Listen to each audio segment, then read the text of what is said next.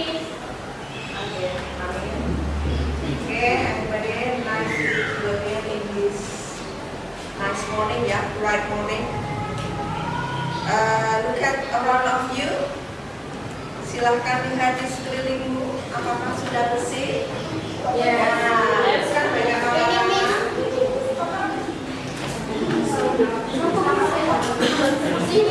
Oke, Billy, silahkan berdiri. Wah, ini anak-anak, apakah rapi? Tidak. Harusnya bagaimana?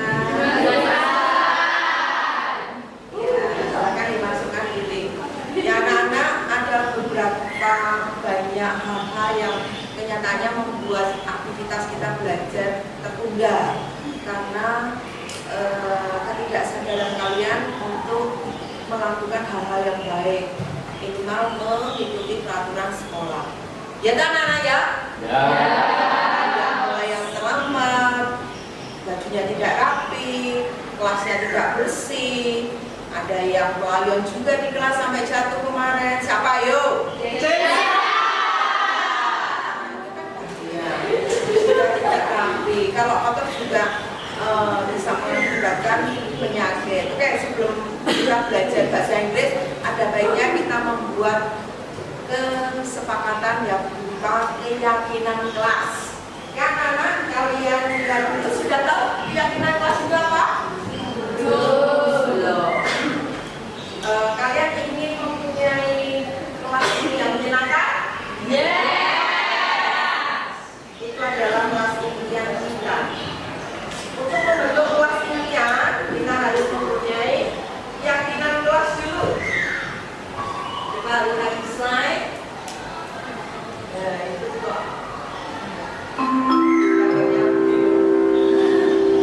Saatnya jam 5. It's time to begin the sixth level.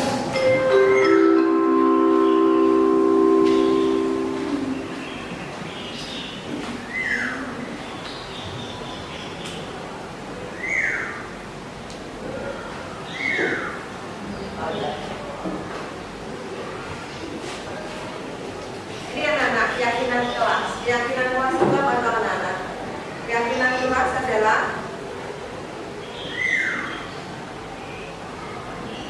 sebuah keyakinan yang dibuat bersama semua anggota kelas, yaitu guru dan siswa, yang akan lebih memotivasi seseorang dari dalam atau memotivasi secara implisit dalam mewujudkan kelas impian kita. Memotivasi dari dalam artinya bahwa semuanya itu dari kehendak kalian, yang mana nanti kalau motivasi dari dalam atau motivasi dari intrinsik tadi, motivasi intrinsik itu membuat kalian akan sadar dengan sukarela melakukan hal itu untuk membuat situasinya lebih baik. Itu anak-anak. Dan dalam keyakinan kelas ini ada hal-hal yang perlu kalian ketahui, bahwa keyakinan kelas itu adalah nilai-nilai kebajikan yang universal, yang disepakati secara tersirat atau tersurat. Berdasarkan hukum yang kita miliki atau hukum yang tersirat, itu tidak bisa digunakan untuk kesepakatan kelas. Artinya dari kebajikan universal itu apa? Yaitu nilai-nilai kebaikan yang terbebas dari itu agamanya apa, masuk, ya toh, itu dari suku mana, itu nilai kebajikan yang tidak masuk, atau dari hal-hal yang berbeda. Pokoknya tidak memikirkan apa asalnya dari apa, bahwa keyakinan kelas ini bisa kita gunakan bersama.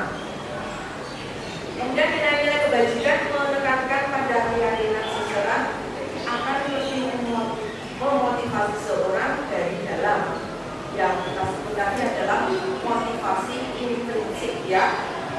Dan nilai-nilai kebajikan adalah hal-hal seperti nilai kebajikan itu berkaitan dengan keadilan, kehormatan, peduli, integritas, kejujuran, pelayanan, keamanan, kesabaran, tanggung jawab, mandiri, berprinsip,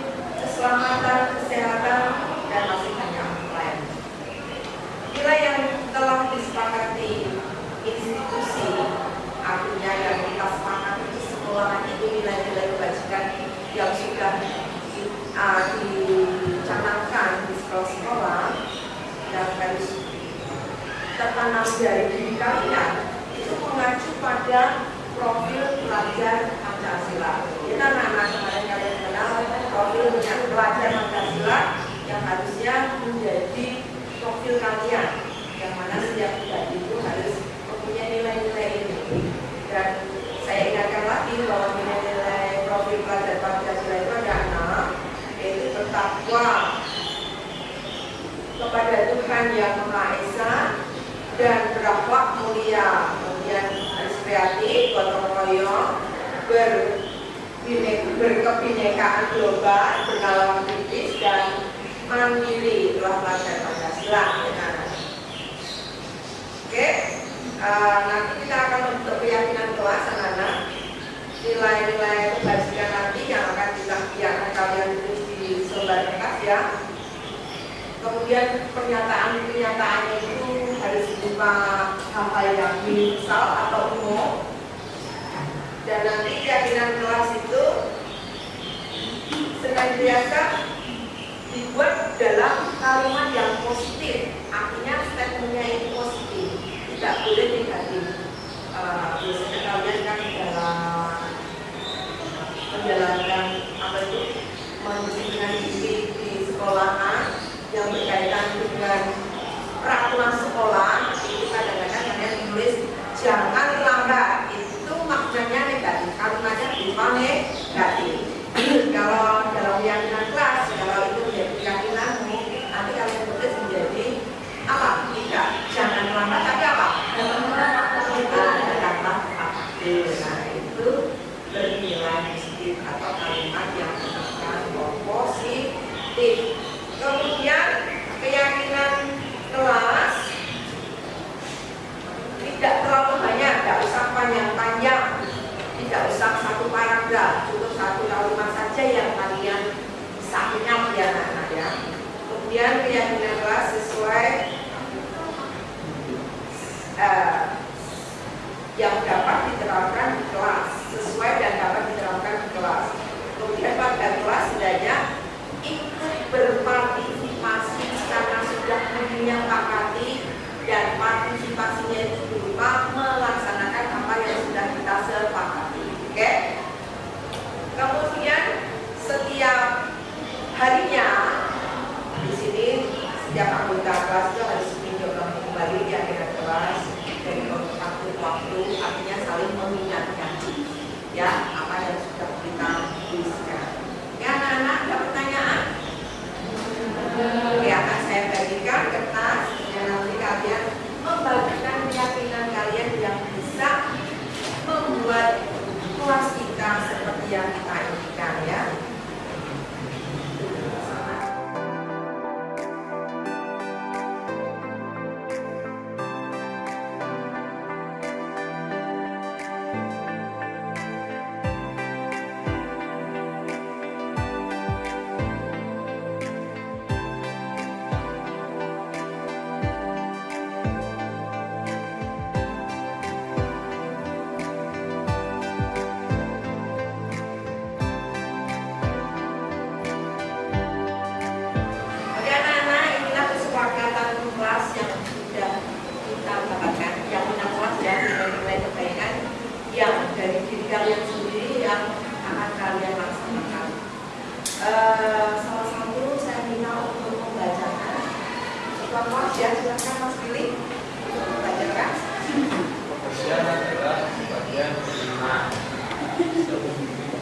Menjaga kerapian sesuai peraturan yang ada.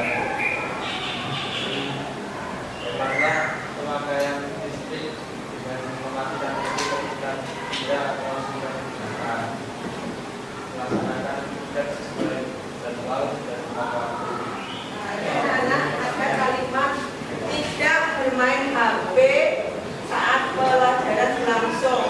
Di sini kan masih lokasinya negatif. Padahal kita harus mempunyai kalimatnya positif, bisa memotivasi kita di dalam untuk melaksanakannya dengan baik. Nah, sebaiknya apa kalimatnya kita ganti? Apa? Simpan HP.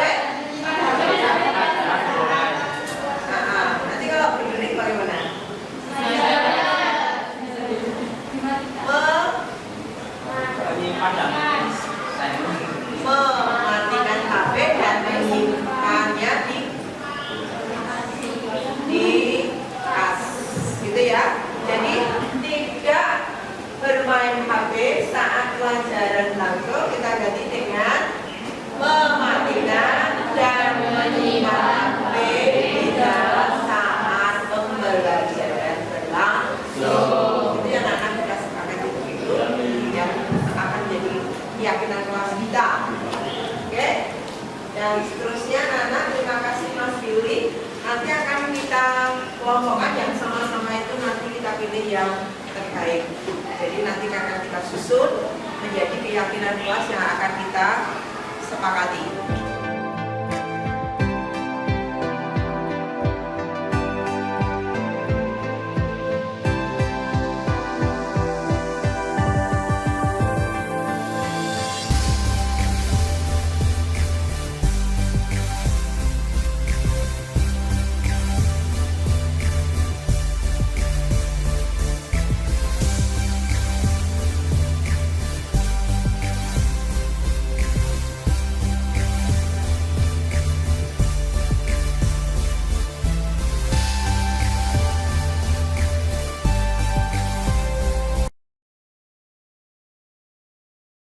Selamat siang, Bapak Ibu. Terima kasih atas kehadirannya. Di sini kami akan menyampaikan diseminasi untuk budaya positif yang sudah kami pelajari selama pendidikan JGB sampai detik ini. Sebelum kita memulai kegiatan hari ini, marilah kita berdoa terlebih dahulu. Berdoa menurut agama dan kepercayaan kita masing-masing, dipersilahkan.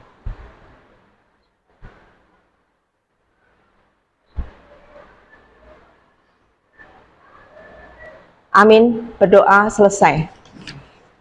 Terima kasih sekali Bapak Ibu atas kehadirannya.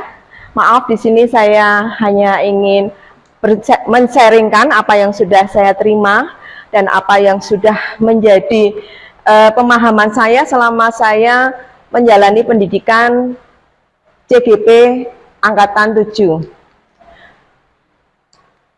Nah, di sini saya sampaikan selama saya menjalani pembelajaran pendidikan JGP, kita tahu sekali bahwa kita sebagai guru itu mengenal yang namanya Bapak Ki Hajar Dewantoro. Bapak Ki Hajar Dewantoro itu adalah guru pendidikan di Indonesia, yang mana pemikirannya serta filosofi yang dia ciptakan, dia sampaikan kepada kita itu sungguh sangat signifikan sekali dalam pembelajaran dari dulu sampai sekarang ya.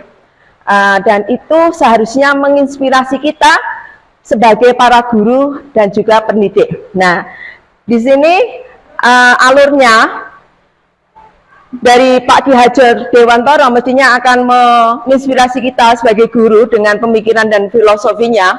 Dan sebagai guru kita tahu bahwa menurut Pak Ki Hajar Dewantoro bahwa guru itu adalah seorang petani. Dan sebagai seorang petani, filosofi dari Pak Ki Hajar Dewantoro itu kita mempunyai tanggung jawab untuk memelihara suatu tumbuh anak didik kita menjadi tumbuhan yang akan menghasilkan semaksimal mungkin. Contohnya umpamanya padi, dengan benih padi dia akan tumbuh dan menghasilkan padi yang berbuah berlimpah.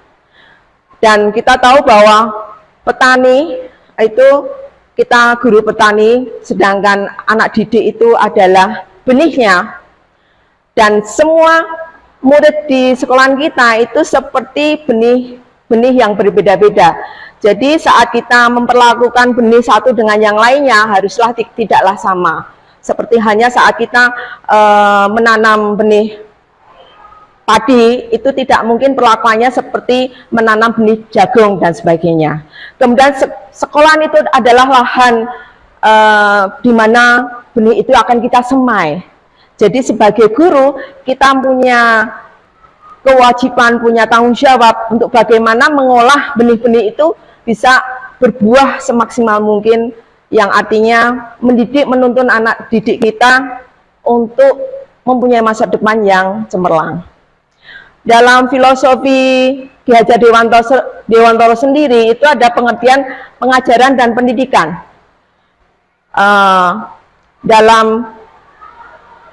Dalam mengajar itu tidak lepas dari mendidik. Arti mengajar itu secara singkat, secara simpel, itu artinya adalah mentransfer ilmu, ya. Sedangkan mendidik itu menuntun kekuatan kodrat pada anak itu agar mereka bisa tumbuh sebagai manusia atau Mendidik itu merupakan proses pembentukan karakter anak sebagai manusia dan sebagai masyarakat untuk nantinya mencapai kebahagiaan dan keselamatan dalam hidupnya, hidup murid-murid kita di masa depan mereka. Dan kita sebagai pendidik itu harusnya terinspirasi dari filosofi dari Bapak Ki Hajar Dewantara yang berbunyi ing ngarsa sung tulodo ing madya mangun karsa tutpuri handayani. Saya kira Bapak Ibu juga sudah paham benar dan sudah menjalankan ini nggih dalam kehidupan sehari-hari sebagai seorang pengajar. Dan kita harus sadar benar bahwa kodrat anak itu yang sangat menonjol itu adalah bermain dan merdeka. Bukan artinya kita sebagai guru selalu mengajak kita bermain, karena kita di sini mengajar di SMK ya. Artinya bermain itu bahwa dalam pembelajaran itu kita membuat suasana yang menyenangkan. Kemudian juga mereka mempunyai kodrat merdeka. Merdeka itu artinya ya bukan memberikan peluang seluas-luasnya bagi anak untuk melakukan sekehendak mereka, bukan. Karena di sini masih dalam konteks belajar, merdeka belajar. Artinya bahwa dalam pembelajaran itu kita berpihak kepada anak. Jadi anak itu ingin dengan keinginannya belajar macam apa, kita bisa memfasilitasi mereka. Dan dalam pembelajaran itu nanti kita berharap membangun secara lahir dan batin menurut cipta rasa karsa pekerti murid kita untuk menjadi pribadi yang seutuhnya, yang nantinya selamat dan bahagia yang setinggi-tingginya bagi kehidupan mereka di masa depan. Maaf. Ini kita bisa mengambil beberapa kesimpulan dari bagian tadi bahwa pengajaran adalah suatu proses pendidikan yang mentransfer ilmu guna kecakapan hidup murid secara lahir dan batin.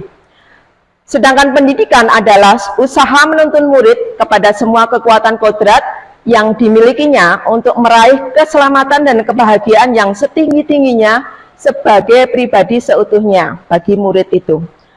Dan pendidikan harus berpihak pada kepentingan dan kodrat anak didik.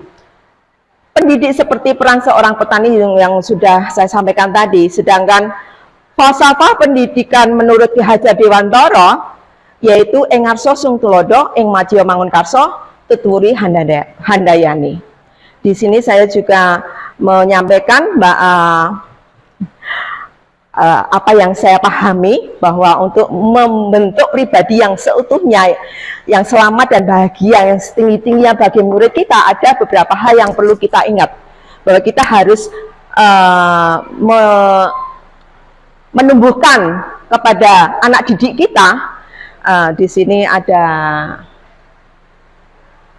gambar anak didik kita yang kita kenal, sangat terkenal sekali ya.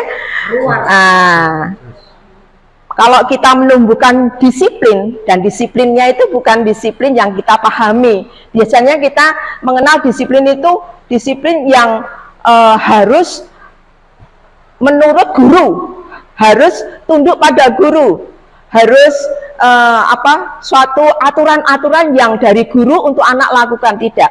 Ini di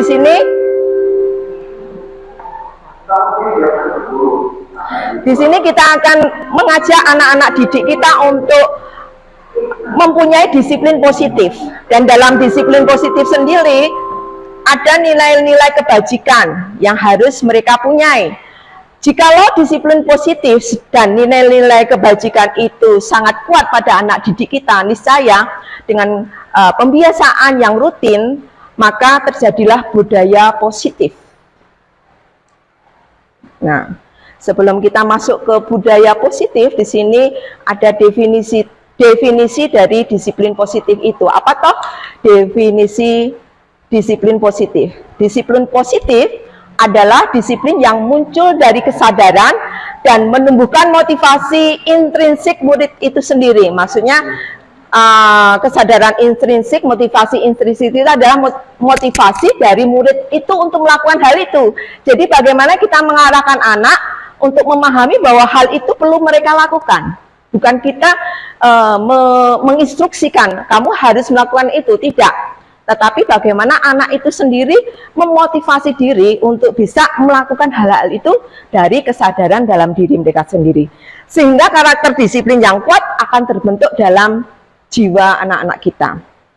Dan di sini ada kutipan dari Ki Hajar Dewantara pada bukunya Pemikiran Konsepsi Keteladanan Sikap Merdeka dalam cetakan kelima tahun 2013 halaman 470 mengatakan, di mana ada kemerdekaan, disitulah harus ada disiplin yang kuat. Sungguh pun disiplin itu bersifat self-disiplin, yaitu kita sendiri yang mewajibkan kita dengan sekeras-kerasnya, tetapi itu sama saja. Sebab jikalau kita tidak cakap melakukan self-disiplin, wajiblah penguasa lain mendisiplinkan diri kita. Dan peraturan demikian itulah harus ada di dalam suasana yang merdeka tadi. Ya. Nah, berkenaan dengan disiplin positif, Bapak Ibu guru, di sini ada kriteria-kriteria dari motivasi perilaku manusia. Maksudnya adalah motivasi seseorang untuk melakukan suatu disiplin itu biasanya ada beberapa motivasi. Motivasi pertama itu biasanya untuk menghindari ketidaknyamanan atau hukuman. Sedangkan kedua, untuk mendapatkan imbalan atau penghargaan dari orang lain. Sedangkan ketiga, untuk menjadi orang yang mereka inginkan dan menghargai diri sendiri dengan nilai-nilai yang mereka percaya. Itu menurut Diana Gossen dalam bukunya Restructuring School Discipline. Kira-kira murid-murid Bapak Ibu yang mana ini? Yang 1, 2, atau 3? Yang satu Wika, untuk menghindari ketidaknyamanan atau hukuman, takut dihukum Wika. Kalau Bu Indang minta dihargai, biasanya Bu Indang memberi penghargaan apa? Luar biasa. Luar biasa. Kadang-kadang ada juga yang memberi suatu hadiah, ya. Nah, adakah yang sudah nomor 3 murid-muridnya? Jadi untuk menjadi orang yang mereka inginkan dan menghargai diri sendiri dengan nilai-nilai yang mereka percaya. Adakah Bapak Ibu? Ada, cuma Nah, yang sedikit itulah nanti yang kita uri-uri. Artinya di sini harusnya kita menumbuhkan murid-murid yang mempunyai disiplin dengan motivasi yang ketiga, Bapak Ibu. Dengan motivasi yang ketiga itu, inilah nanti maka akan timbul yang namanya disiplin positif. Okay? Nah, dalam disiplin positif tadi ada nilai-nilai kebajikan yang ditanamkan dalam diri murid kita. Apa toh nilai-nilai kebajikan itu? Nilai-nilai kebajikan adalah sifat-sifat positif manusia yang merupakan tujuan mulia yang ingin dicapai setiap individu. Pastinya kita mempunyai sifat-sifat positif yang kita inginkan, dan jika kita inginkan pada anak didik kita.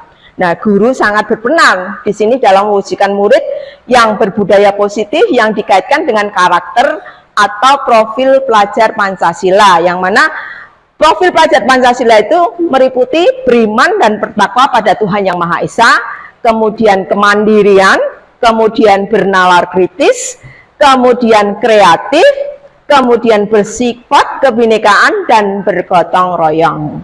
Nah, dari dari disiplin positif tadi dengan nilai-nilai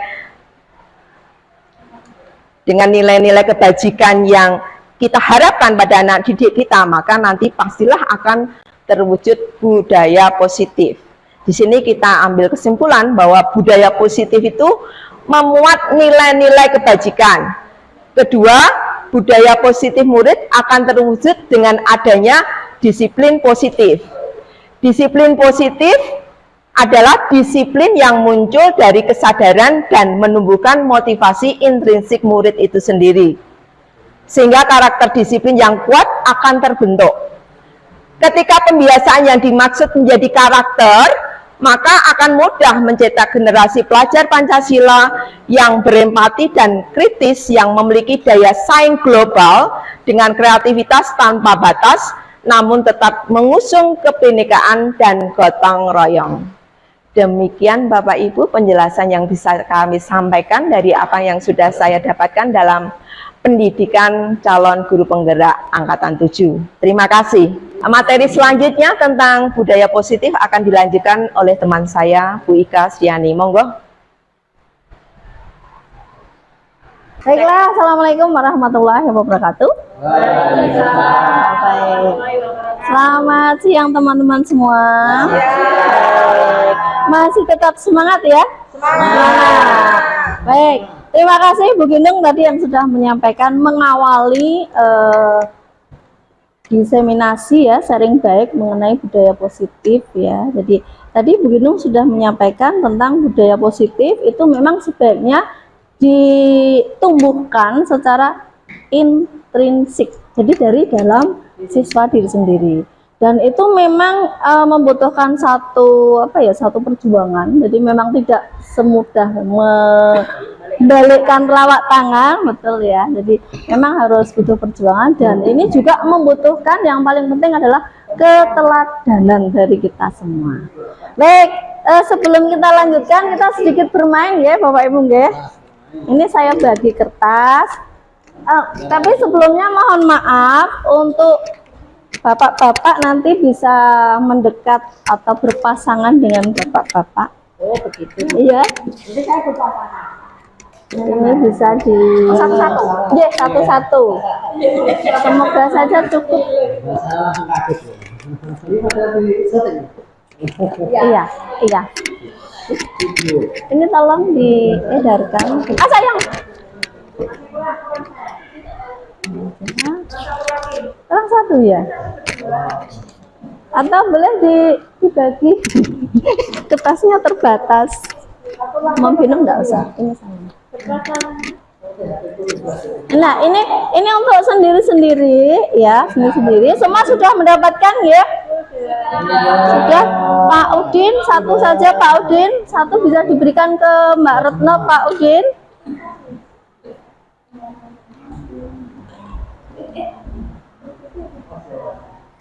Semua sudah mendapatkan?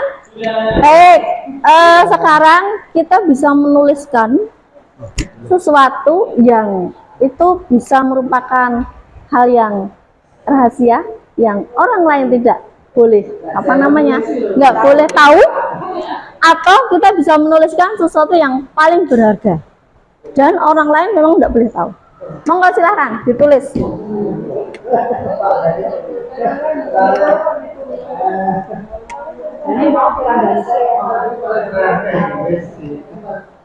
Sudah? Boleh simbol, boleh simbol, boleh tulisan, apapun gitu. Kalau sudah bisa dilipat kecil gitu. Oh, benang enggak ada ini deh. Oh, alat tulis. Baik. Yang ditulis bisa sesuatu yang yang sangat berharga atau yang rahasia yang orang lain enggak boleh tahu. Yeah. 1, 2. Sudah? Kalau sudah dilipat yang kecil? Iya, yang kecil. Kita mau bukaan. Baik, enggak ya? Kalau sudah, terus diletakkan boleh di tangan kanan atau di tangan kiri, digenggam. Nah, mohon maaf untuk Pak Udin.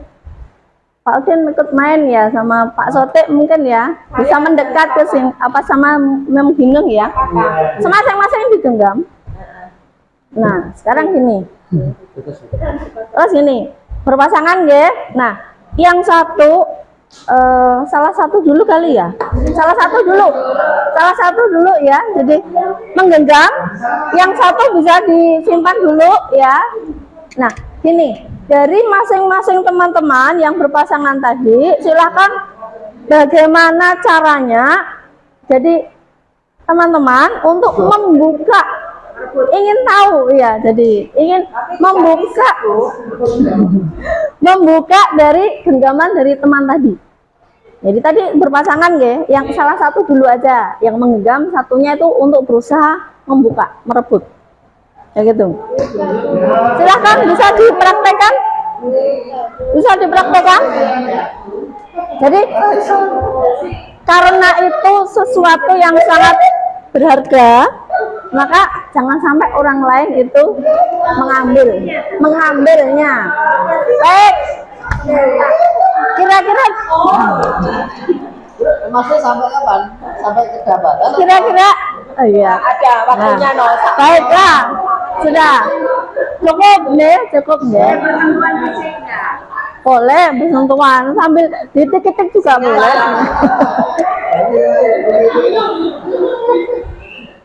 Baiklah. Sekarang dibalik posisinya yang tadi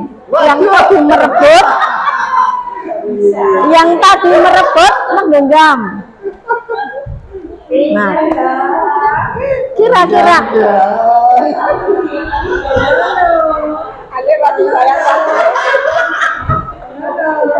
rupanya baiklah, baik cukup. Nah, sekarang kesimpulannya apa? Tadi yang berperan menggenggam, tunjuk jari coba.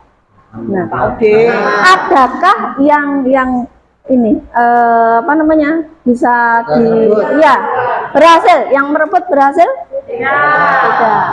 Terus yang intinya ya sama ya tadi karena berbalik ya, jadi saling mempertahankan. Nah, ini merupakan implementasi fungsi kontrol.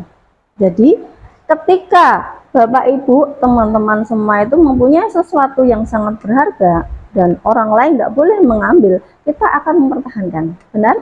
Ya. Iya, kita mesti akan mempertahankan.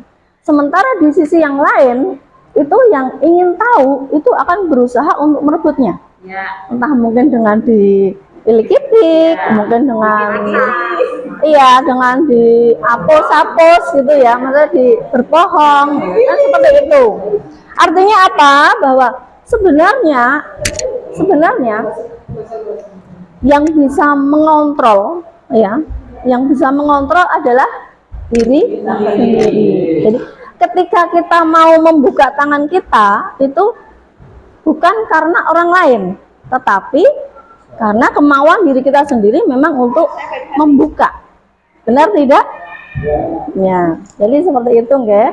Terima kasih ya atas waktunya. Kita lanjutkan materi ya, next berikutnya. Nah, kebutuhan dasar yang mendasari perilaku murid. Ini sama dengan yang kita mainkan, sama dengan siswa tadi, murid tadi ya. Jadi tadi Bu Ginung sudah menyinggung mengenai disiplin. Disiplin dengan adanya aturan sekolah. Jadi bagaimana kita bisa menumbuhkan kesadaran secara intrinsik dari dalam diri sendiri. Kita harus tahu dulu kebutuhan mereka ya. Yang pertama adalah bertahan hidup. Jadi ini menurut Maslow ya Pak Bas ya. Lebih tahu Pak Bas. Iya, kebutuhan menurut Maslow ya. Jadi yang pertama adalah kebutuhan untuk survive. Survive itu untuk bertahan hidup. Yang kedua adalah perasaan diterima. Ini yang paling menyenangkan ya. Love and belonging ya Bu Sarah ya. Yes. Yang ketiga adalah kebutuhan untuk kebebasan atau membuat pilihan atau freedom. Dan berikutnya adalah kebutuhan kesenangan. Yang keenam adalah kebutuhan penguasaan atau kontrol ya, begitu. Jadi ada 5 kebutuhan dasar yang mendasari perilaku murid. Ini bisa terjadi ketika mungkin kita sering mendapati ya, jadi anak-anak yang salah satunya yang tadi ditampilkan oleh Bu Ginung, siapa itu si Jaja ya, dan mungkin masih beberapa banyak lagi. Jadi ketika pelajaran dia tidak mau di kelas, maunya apa? Main bola. Nah, hal seperti itu. Jadi kita kalau menurut ini ya filosofi KHD, kita nggak bisa memaksa mereka. ya, meskipun dengan aturan. Jadi sebenarnya yang bisa memaksa mereka adalah diri mereka sendiri. Jadi seperti kontrol lagi ya. Jadi yang bisa, nah bagaimana kita butuhi kebutuhannya, ya. Iya, kita cukupi, kita penuhi gitu. Itu ya. Nah, kemudian di sini ada ini ya, disiplin positif tadi sudah disampaikan oleh Bu Yunung ya. Teori kontrol sekarang. Jadi semua perilaku itu pasti mempunyai tujuan. Anak-anak yang mungkin menyembunyikan sepatu sandal temannya itu pasti ada tujuannya. Anak-anak yang mungkin yang sering terjadi di belakang pada tiduran gitu kan, itu mesti mempunyai tujuan. Mereka yang main bola di lapangan itu juga masih mempunyai tujuan. Nah, bahkan ya perilaku yang tidak kita sukai pun, perilaku yang negatif, maaf deh, itu pasti akan mempunyai tujuan, kan seperti itu. Nah, kita tidak dapat mengendalikan orang lain, begitu juga orang lain tidak dapat mengendalikan kita. Jadi pentingnya di sini untuk menumbuhkan itu ya motivasi dari dalam diri sendiri, gitu. Kemudian di sini ada teori motivasi, ada 3 teori. Tadi disampaikan oleh Bu Ginung ya. Jadi kita next aja, kita skip. Baik. Nah, ini mengenai hukuman dan penghargaan. Hubungannya dengan bagaimana mendisiplinkan anak. Gitu. Jadi hukuman itu merupakan bentuk pengendalian perilaku seseorang yang bersifat memaksa. Benar atau benar? Nah, hukuman ya harus dipaksa karena dihukum kan gitu kan. Dan menyakitkan dengan menciptakan identitas yang gagal. Ini jarak barisnya ya kurang lebar. Jarak barisnya kurang lebar. Jadi menciptakan identitas yang gagal. Ketika kita menghukum anak, apa yang terjadi kira-kira? Apakah anak itu terus kemudian jadi penurut gitu? Belum tentu. Iya, betul Bu Endang ya. Jadi ketika kita memberikan satu hukuman ke anak itu kadang anaknya itu malah semakin memberontak.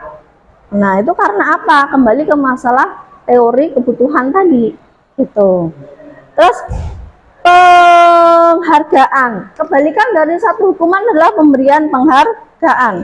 Penghargaan adalah bentuk pengendalian perilaku seseorang dengan benda atau peristiwa yang diinginkan dengan sebuah persyaratan. Jadi kalau Bendang tadi memberikan gini ya, simbol ini untuk Anda luar biasa itu ke siswa. Nah, itu kan juga termasuk penghargaan ya, penghargaan.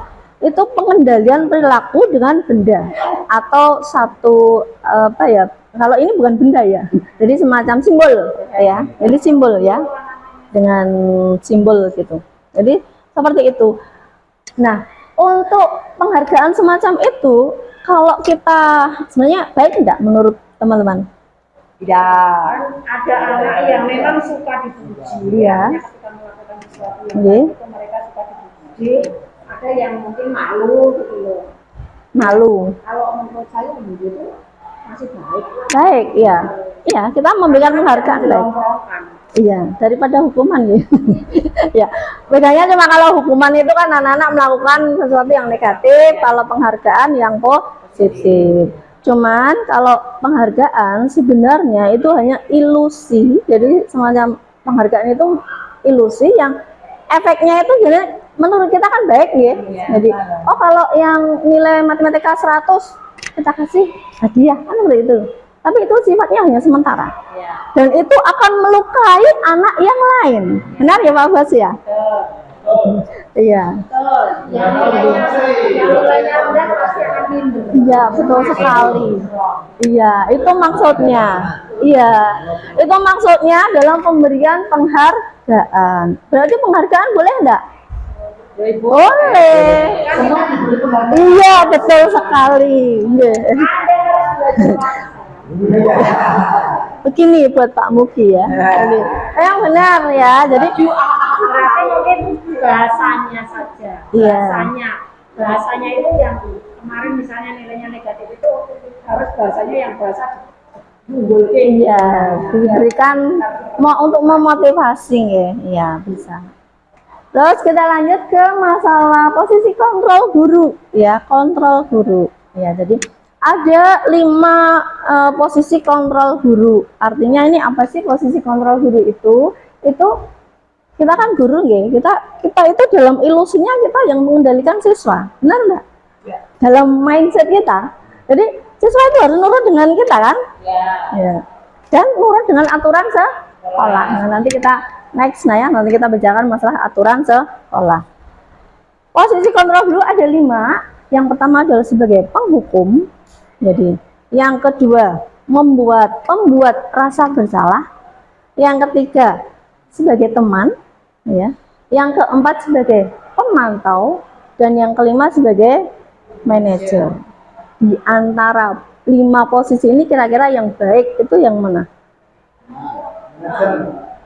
Yang manajer dan teman. Ya. Yang paling baik itu adalah yang di akhir sendiri, di manajer. Jadi ada namanya apa namanya? Kelemahan ya dan kekurangan ketika kita memperlakukan posisi guru. Baiklah teman-teman, kita lanjutkan ya setelah istirahat tadi sebentar.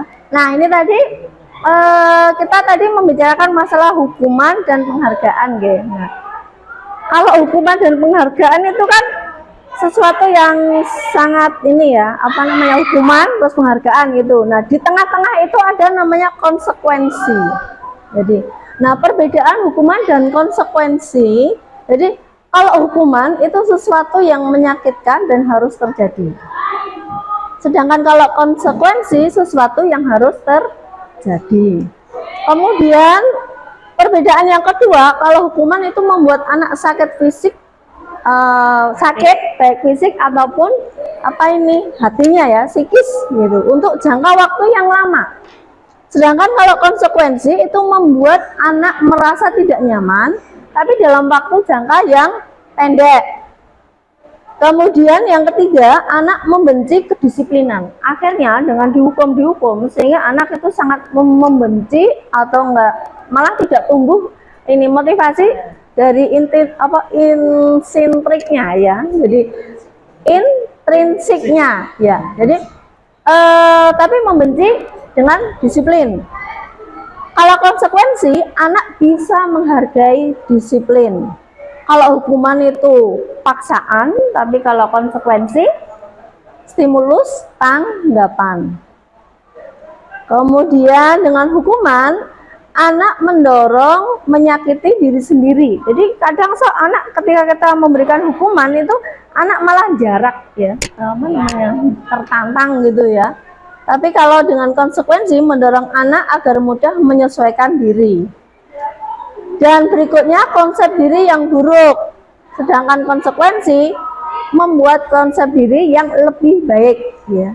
Kemudian yang hukuman, anak belajar untuk menyembunyikan kesalahan. Karena apa?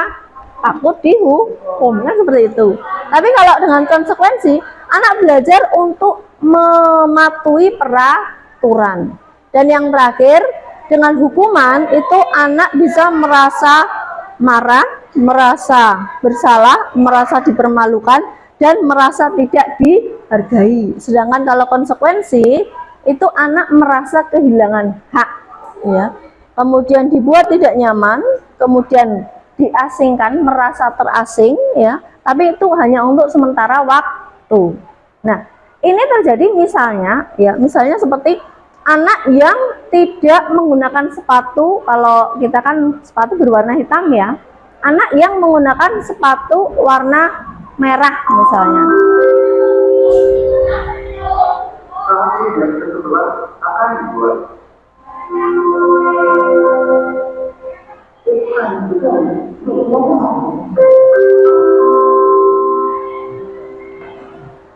Baik, jadi anak yang menggunakan sepatu warna merah, otomatis kan karena dia melanggar, otomatis terus ada seorang guru yang memanggil, kemudian kenapa sepatumu merah? Kemudian dikasih hukuman.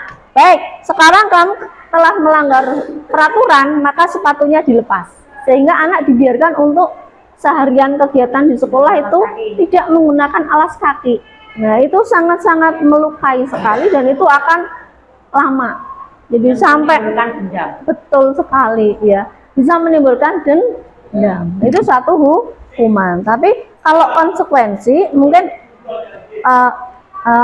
konsekuensi kalau misalnya anaknya itu menggunakan sepatu merah sebagai konsekuensi itu baik, sekarang sepatunya kira-kira boleh melepas enggak ya, membiarkan anak dan kira-kira kalau sistem among loh ya nggak boleh tetap ya. Konsekuensinya apa? Misalnya membuat surat pernyataan kan seperti itu, otomatis dia mungkin akan kecewa iya ya, tapi tidak dalam waktu jangka yang lama. Nah sekarang perbedaan iya tidak akan mengulangi lagi. Perbedaan hukuman dan konsekuensi apa kira-kira? Jelas banget terlihat kalau hukuman itu membuat sakit, membuat dendam, melukai. Kalau konsekuensi itu menimbulkan suatu kesadaran. Iya betul. Jadi kalau hukuman itu secara satu pihak. Jadi kalau ini ada aturan sekolah seperti ini, kalau nggak ada hukum ini, dan hukuman itu biasanya tidak selaras dengan apa yang dia lakukan. Jadi seperti misalnya anak terlambat datang ke sekolah, kemudian disuruh lari keliling lapangan, nah, itu kan tidak mendidik ke arah itu. Bagaimana bisa hubungan dengan lari di lapangan dengan disiplin, kan seperti itu. Tapi kalau konsekuensi itu dibicarakan lebih awal, jadi seperti kesepakatan. Anak dibuat saling ini ya, membuat satu kesepakatan, komitmen ya. Itu satu konsekuensi. Jadi anak akan melanggar peraturan, mesti akan berpikir, nanti kalau saya melanggar ini konsekuensinya ini.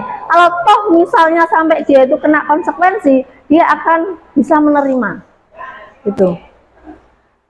Terus mana ya? Bentar sih.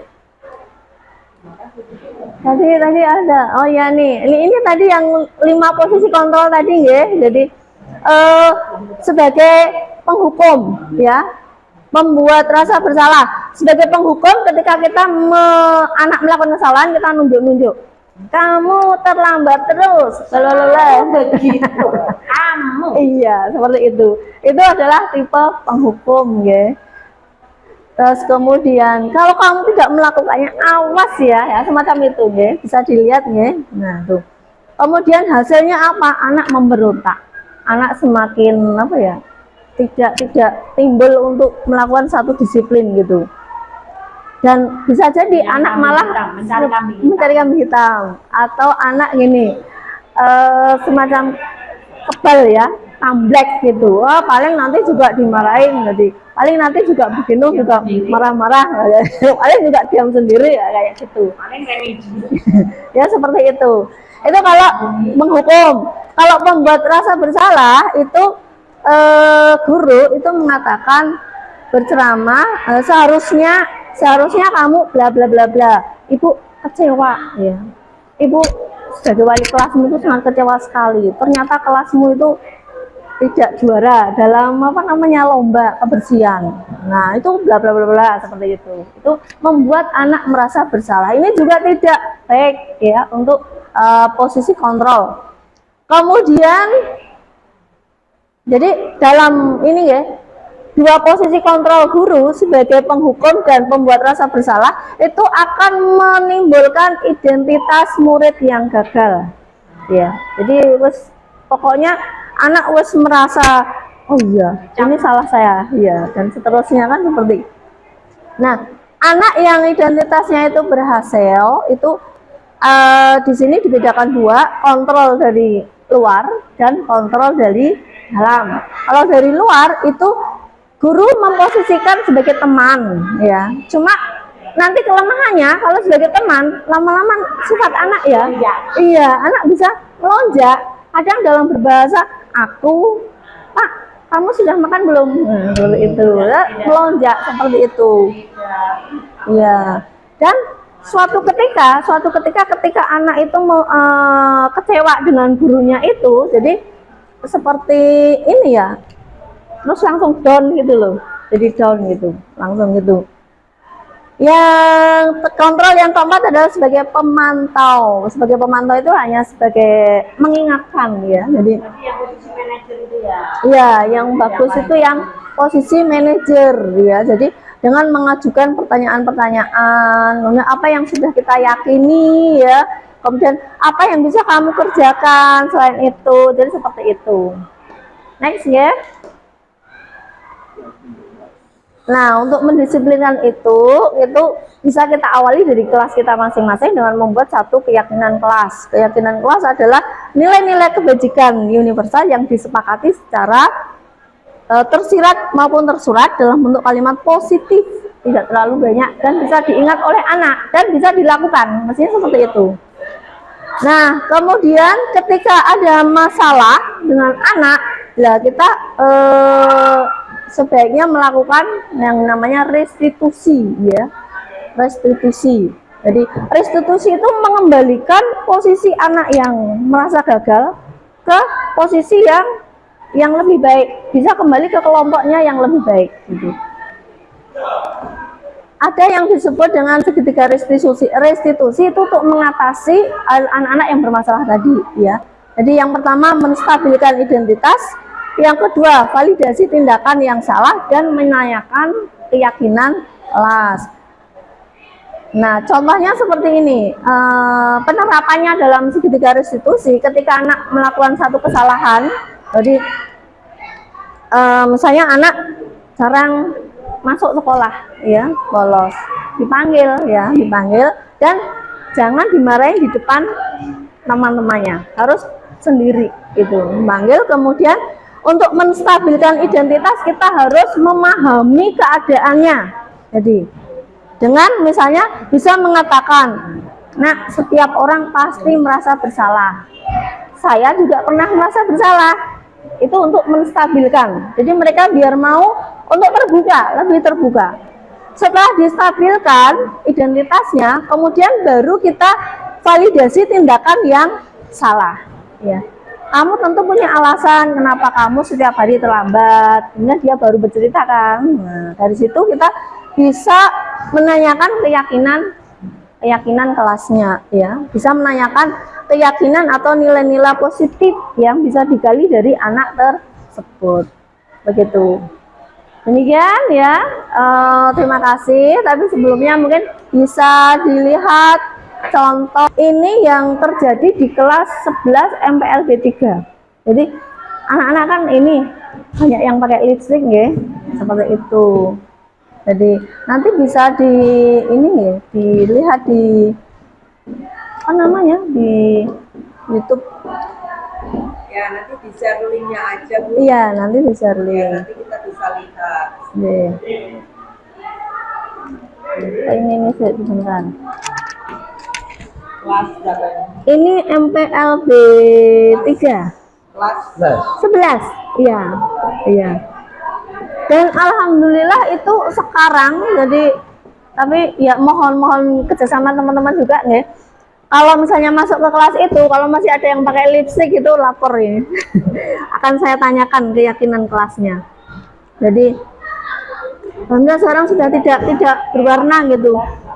11 MPLB 3. Ini kita skip aja nggih. Ya. Baik.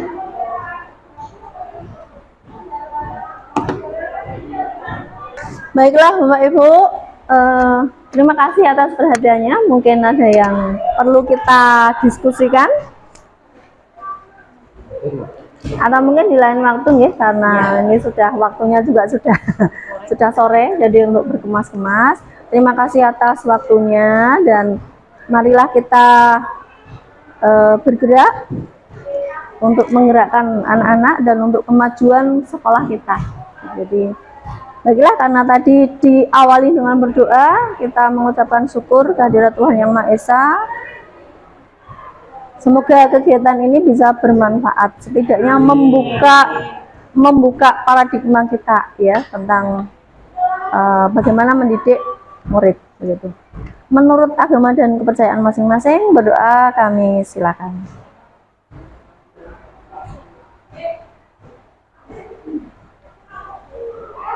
Selesai. Mohon nanti bisa mengisi link ini ya, bisa untuk refleksi. Nanti di Terima kasih. WA, Bu. Iya. Ya. Terima kasih.